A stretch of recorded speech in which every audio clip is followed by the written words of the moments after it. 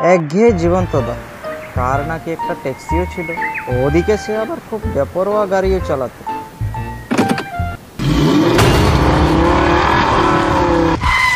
এক প্লেটে 3টে পরোটা, আনলিমিটেড সবজির সাথে একটা আপেল পেঁয়াজ, মাত্র 30 টাকা। রাজদা কি খবর? দেবো কি তোমার জন্য 3টে পরোটা?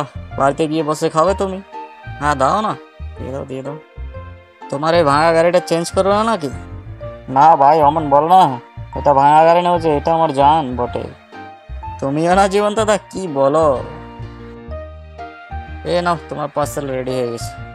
এক প্লেটে 3টে পরোটা, আনলিমিটেড সবজির সাথে একটা আপেল পেঁয়াজ, মাত্র 30 টাকা।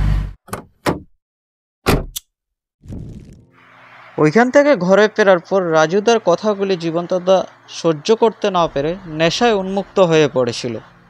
জীবন্তদা কিন্তু তার গাড়িকে বড্ড ভালোবাসতো। ওই গাড়ির প্রতি যদি কেউ কিছু বলতো, ওটা আর তার সহ্য হতো না।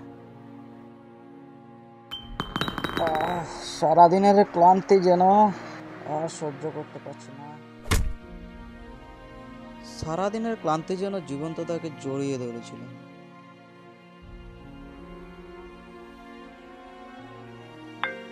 শোয়া মাত্র জীবন্তদার ফোনে একটা কল এসে গেছে। হ্যাঁ ভাই বল। ভাই শহর থেকে বাড়িতে ফিরতে ফিরতে অনেক রাত হয়ে গেছে ভাই, আমি গাড়ি খুঁজে পাইনি। এর মানে এখন তোকে পৌঁছে দিতে হবে নাকি? হ্যাঁ ভাই, আমাকে বাড়িতে পৌঁছে দে। কি করিস না করিস বল এত রাতে? কি করবো ভাই আমি, বল, আমি বুঝতে পারছি না কিছু। আচ্ছা দাঁড়া, আমি আসছি, বয়তে এখানে।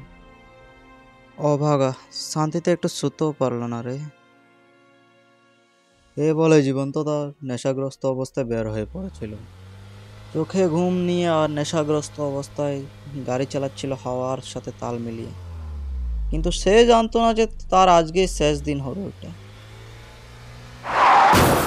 গাছের সাথে গাড়িটা ধাক্কা লেগে এখানে জীবন্তদা আর তার গাড়ির কাহিনী সমাপ্তি।